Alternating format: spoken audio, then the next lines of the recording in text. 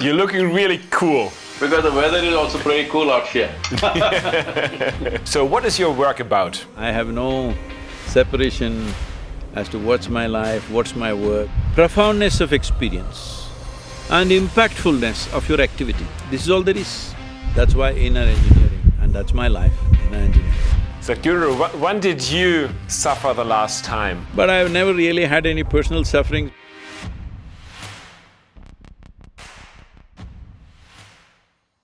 Namaskaram, Alex. Hey, Sadhguru, nice to meet you.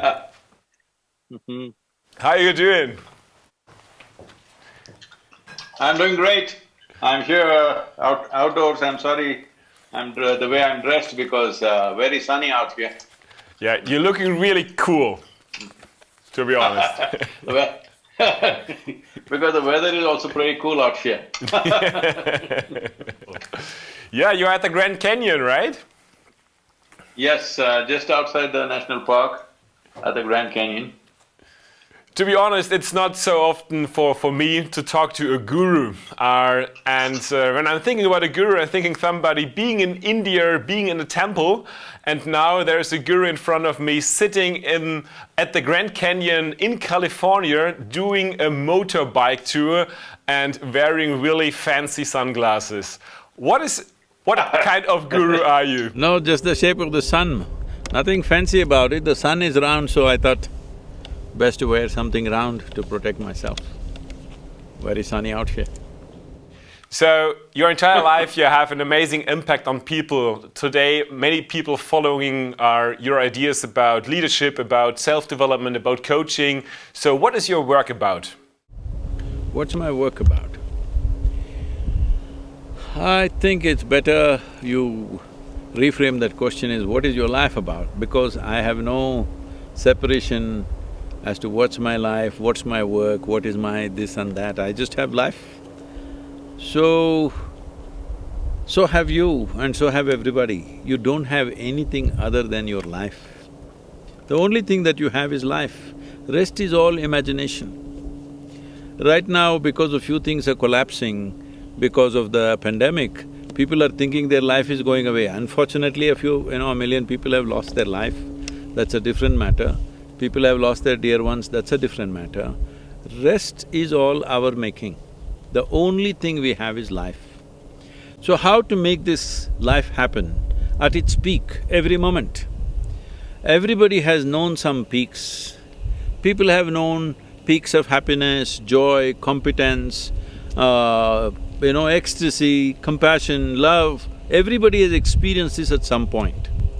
But the problem is sustainability, they are not able to sustain it.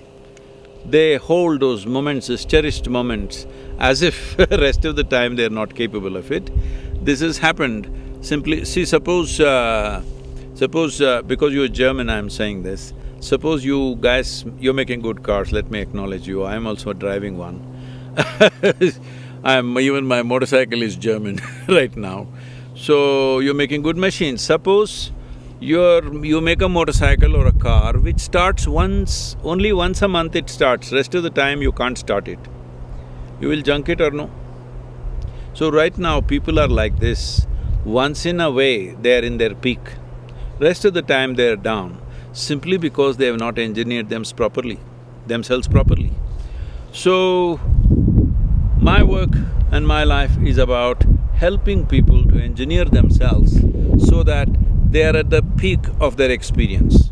Because when it comes to life, there are only two things, what you call as my life. Profoundness of experience and impactfulness of your activity, this is all there is. Without profoundness of experience, impactfulness of activity is hugely crippled. Without a strong experience within you, you cannot impact the world in a big way. So, activity is about impact. Life is about profoundness of experience. People may think, no, that's not what I want money, I want family, I want love, I want children, I want wife, I want husband. Well, all this you want only because you believe it will bring some profoundness of experience. So that's what I'm saying, how you do it is up to you. But profoundness of experience and impact in the activity maximum impact that we can create with activity is all there is in life. For this, you need to be a well-engineered machine. And that's my work. That's why inner engineering, and that's my life, inner engineering. How do I get profoundness experience to have that inner strength in me? See, right now your whole experience of life is limited to 5 sense organs. What you see, what you hear, what you smell, what you taste, what you touch. From this you have gathered data. From that data, you're thinking things up. Right now, from where you come in Europe, too much significance has been given to human thought. In the yogic culture, we don't give any significance to your thought, but we are very, very interested in the quality of your attention. Because human attention is the most important thing. It is human attention which opens up doors. Most significant discoveries and realizations in the world happened when people had a very keen sense of attention. Say, for example, all these things happen in Europe, so I'm taking European examples. An apple fell, apples were always falling. An apple fell, somebody was attentive, not thinking, just attentive, and loss of gravity. Well, a man tired of his work went and got into a bathtub, water overflowed, you have loss of flotation. A coffee kettle boiled over, there you have the steam locomotive or steam engine. Like this, most significant scientific discoveries also happened when human beings had the attention, not thought process. Because thought is just recycling of your existing data, nothing new will come out of it. Thought is a way of exploring the permutations and combinations of what you already know. You cannot know something new with your thought process. But attention can open up any door. If your attention is keen enough, intense enough, and can be sustained, there is no door in the universe that cannot be opened for you. So, yeah, how do I get that state? I mean, Albert Einstein already said you don't solve a problem where you created it, so how can I change that? Well, we sent you in an engineering online program. I heard you did only 1 or 2 sessions, see no attention. No, already 3 out of 7, yeah. And I really enjoyed it, I just started this week. See, today people are carrying attention deficiency as a badge on their sleeve. They say, my attention is only 2 minutes, 1 minute.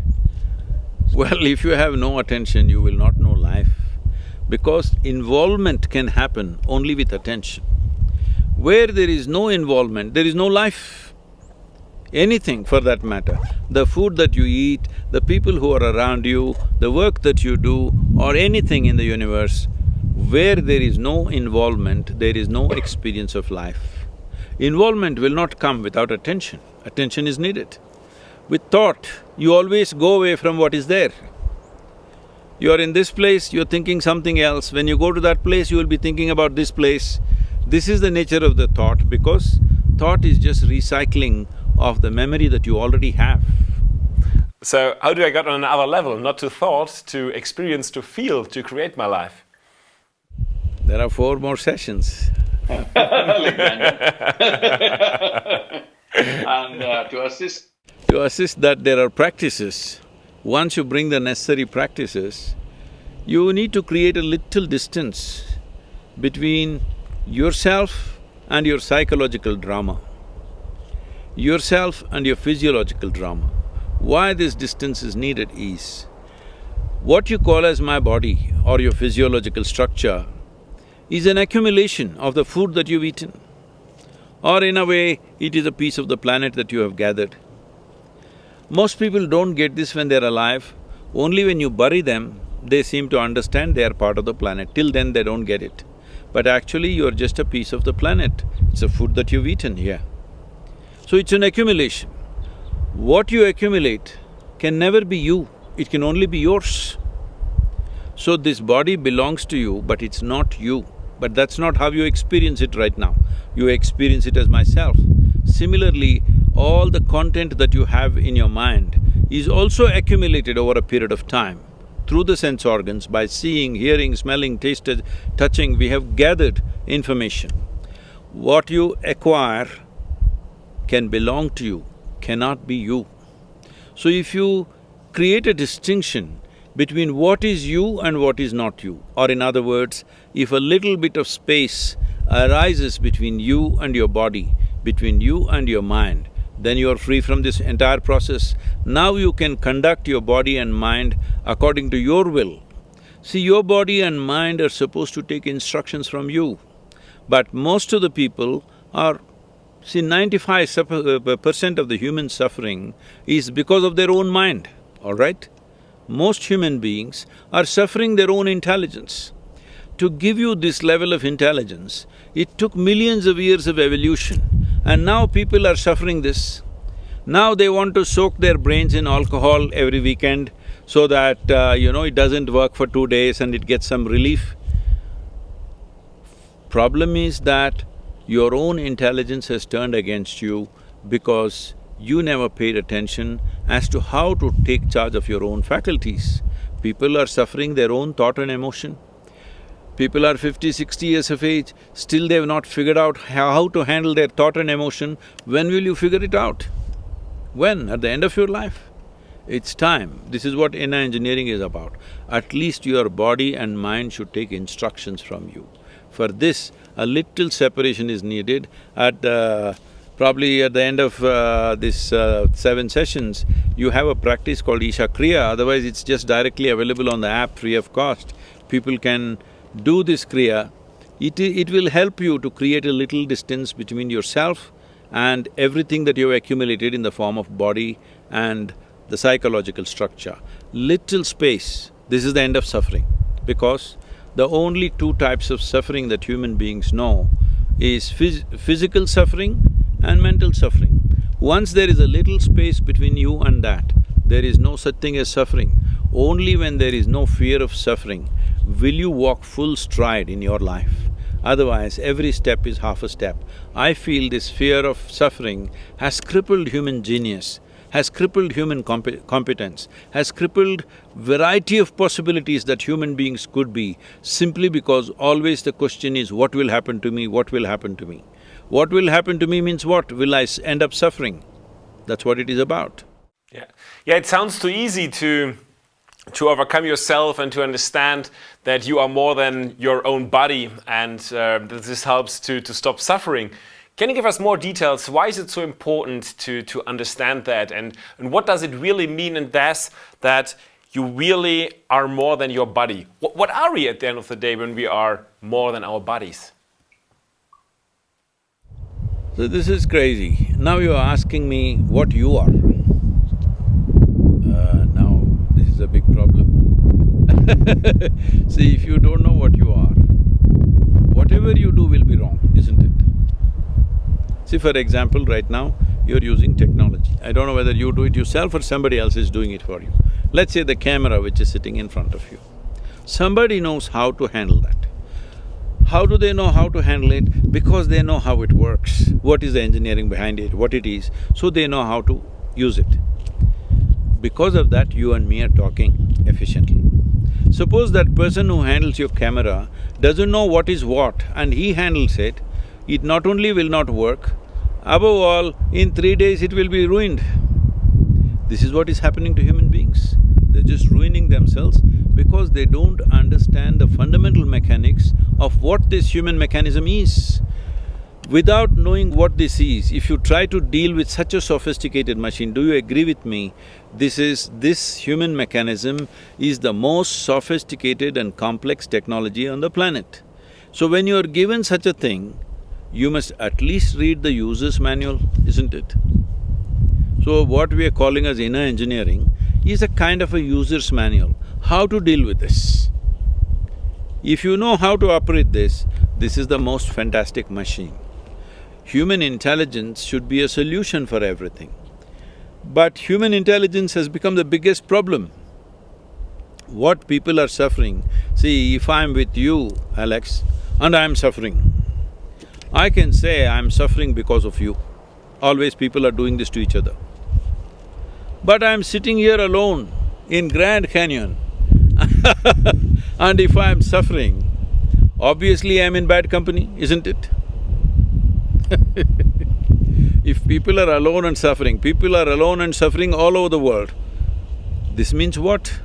That you're in bad company.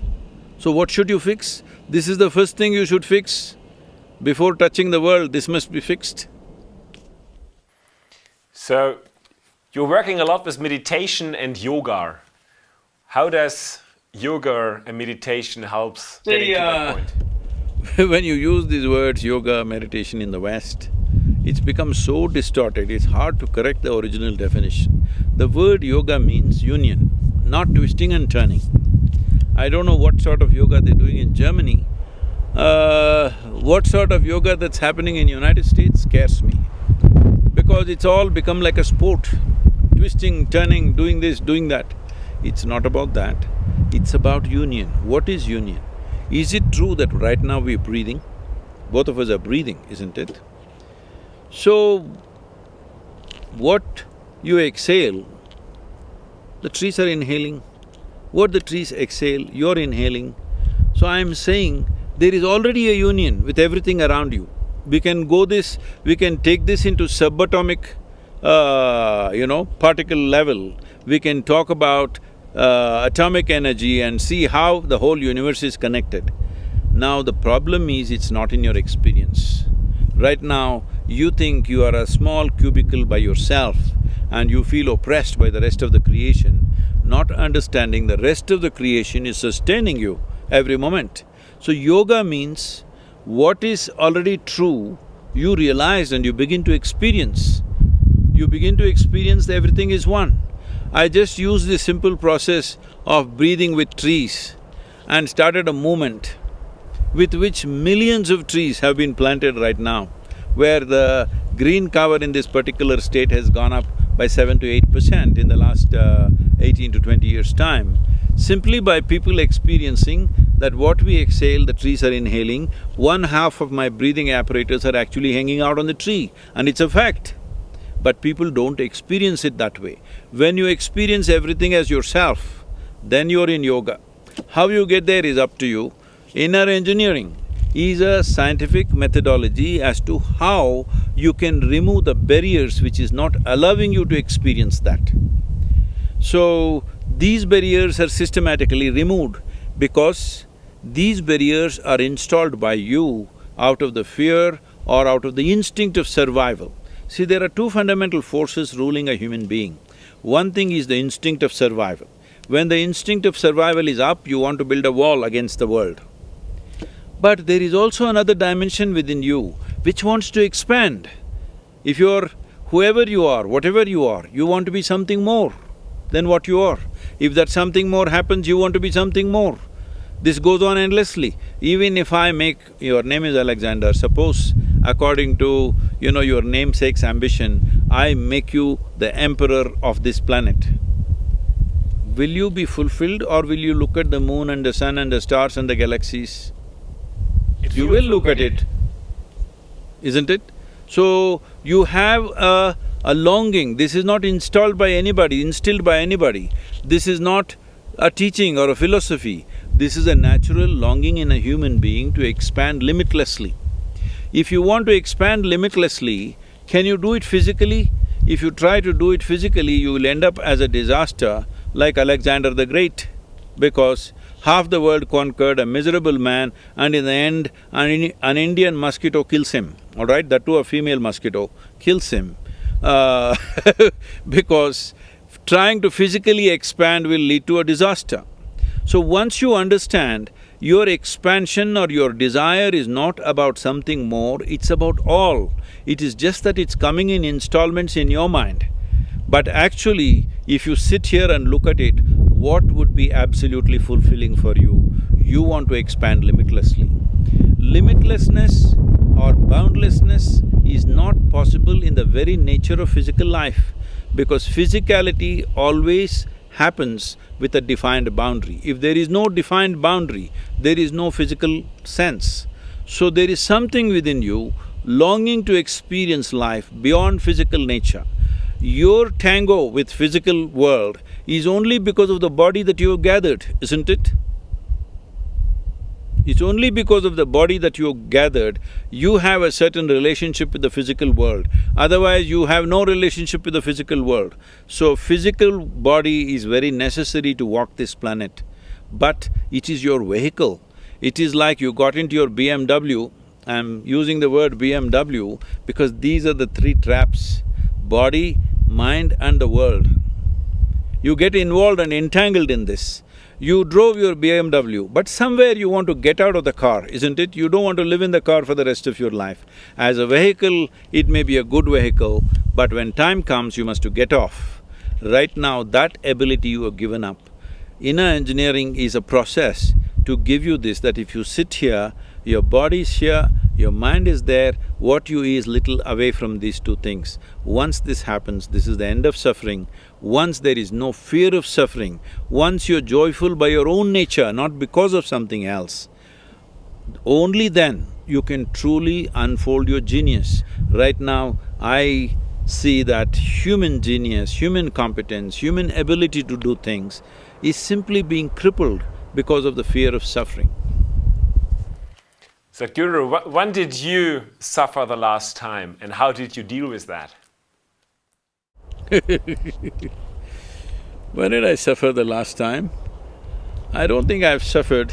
I've suffered with other people, but I've never really had any personal sufferings because when I was young, before I was 25 years of age, largely everything worked the way I want. I was successful with what I was doing. Here and there, small mishaps, but I didn't care what happened because when you're young, you don't much care. If one thing goes wrong, another thing will happen. So, I don't think I have any… I'm not qualified to say that I have deeply suffered, so I'm like this, no. I have experienced other people's suffering as my own many times, many times. But otherwise, I made myself like this. What happens within me is determined by me. If what happened within you is determined by you, would you choose suffering or joy? Joy. I also made the same choice. It sounds so easy when it comes out of your mouth, that we only need to understand that we only need to understand that we are more than our bodies. Can you give us more ideas? Understanding is not good enough, you need to experience. If it becomes experientially true, everything will fall into place. Right now we are trying to intellectualize everything. No, intellect is not capable of that. Intellect is… would you like a sharp intellect or a blunt one? Please tell me, I'll bless you. Sharp? Sharp. So you understand, intellect is like a knife, it's a cutting instrument. So for cutting it is good, you can dissect everything with your intellect, the sharper it is, the better it is. But suppose you want to stitch something, but you have only a knife and you stitch with your knife, you know what is the result? That's all that's happening to people right now. The more they use their intellect, the more distorted they're becoming. Tell me whether educated people are suffering more or uneducated people are suffering more in the world. Uneducated people suffer if they don't have food, if somebody tortures them, torments them. Educated people are on self-help, they torment themselves all the time because they're trying to do everything with a knife. Let's say a speck of dust got into your eyes and you try to remove with your knife, you know what happens to you? So, I know that you care a lot about nature, about our environment, and that you are maybe a bit scared about what happens over the next years or decades. Can you give us some ideas what you are seeing out there and what do you think, how we can save, so to say, our nature, our human's future? What is necessary? One immediate thing that needs to be attended to is the soil degradation. I was at one of the UN agencies, they asked me, Sadhguru, what are the three things that we must act upon immediately? I said the three things are soil, soil and soil. Because the soil degradation is doing biodiversity loss at a pace that we cannot replace. If this continues for another 30 to 40 years, then the losses that will happen to us is incalculable. We have never seen anything like that. Those kind of things will happen. Probably first it will happen in tropical lands, most probably. We could be wrong, but most probably it could happen in tropical lands. So people who are living in temperate climates think it is not going to affect them. Anyway, others are going to die, that'll make it easy for them to go and conquer those lands or exploit those resources or whatever. These thoughts are there in people's minds, unfortunately, because they want land minus the people. There are many ambitious people who are thinking on those lines. So, soil is one thing. There are on an average, there is about 39 inches of topsoil. This soil in the last 50 years' time had degraded phenomenally simply because it's not under shade, there is no vegetation, everything is plowed and farmed or constructed upon. So if we do not take care of the soil health, the richness of the soil will directly determine the richness of our lives, because this body is just the soil that we walk upon. This body is not different from the soil that we walk upon. All life, from microbial life to insects to worms to birds, plants, animals, trees, human beings, over 85% of the life is sustained by this 39 inches of topsoil.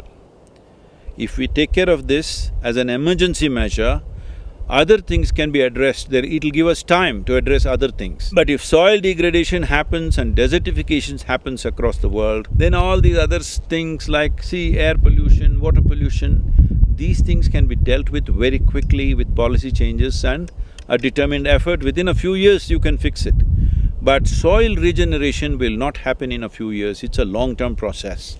If we start now, in 25 years we can have a richer planet, soil-wise. And that will lead to richer life on the planet, biodiversity on the planet, because human beings need to understand worms, insects, birds, animals, trees, everybody has a role to play in our life. If tomorrow morning all the microbes disappear, the life will end right now.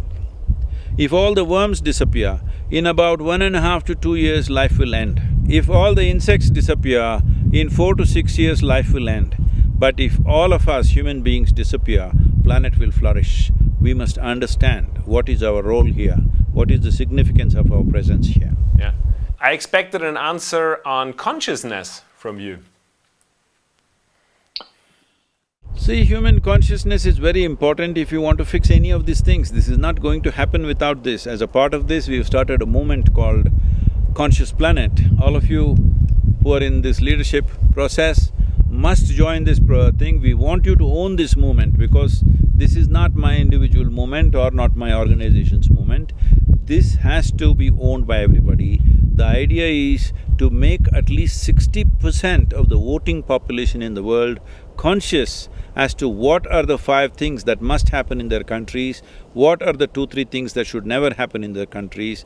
We are working on this. We are trying to bring in all the world's political parties in the democratic countries to be part of it, to make sure in every nation, on the election manifestos of every political party, at least the number 2 item must always be ecology. If this happens, then policies will change, budgets will come in, government machinery will fall behind it, only then there's a real solution. Otherwise, you and me can talk as much as we want. Without government machinery, budgets and policy changes happening, there's no real change. For these difficult COVID times, you started an initiative. You already talked about your inner engineering course, and I promise you I will do the last 4 chapters as well. And you have a free offer for… You must do a practice called Isha Kriya, which is available on the app itself, free for everybody. You and your friends should do this, because this will give you a little space between you and your mind, so that your physiological and psychological dimensions of life will come under your control. It's very, very important to do that. Yeah. If you have a good car, you must be a good driver too, otherwise it'll be a mess. Isn't it? And you have a free offer for everybody who is now caring for the people out there, policemen, but also every healthcare professional. So the whole greater community, everybody who's listening now is invited to do your inner engineering course for free, and I'm very thankful for your initiative. And everybody who's not a COVID warrior but interested in it as well, you have a special offer right now, which is 50% off, and I really can recommend it. And I'm very thankful for making that possible, Sadhguru. Thank you very much. All the best to whatever endeavors you're taking up, because this needs a sustained effort from everybody. You are all the next generation of people. You need to be focused on what we create in this world during our time. This is our time on the planet.